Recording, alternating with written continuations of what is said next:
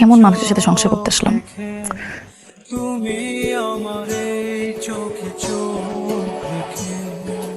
ভাইয়ার একটা মেয়ের সাথে রিলেশন ছিল। সেরিন নামের একটা মেয়েকে ভাইয়া অনেক ভালোবাসতো। তারপর জেরিনা বিয়ে হয়ে গেছে, তোমার ভাইয়া দেবদাস হয়ে গেছে, তাই না? না, মেয়েটা ভাইয়ার সাথে চিট করেছে। যদিও প্রথমে দুই পরিবারে কেউ রাজি ছিল না, কিন্তু যখনই ভাইয়া রাজি করিয়েছে তার কিছুদিন পরে জানতে পারলো মেয়েটা ডাবল টাইমিং করছে। কিন্তু জানো ভাবি, ভাইয়া না এমন ছিল না। সকাল সকাল সিগারেট না খেলে হয় না।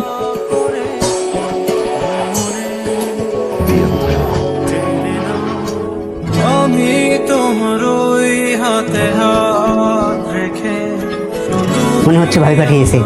এই হাতে হাত রেখে এসো এগিয়ে যাও, শুধু ভালোবাসা দাও।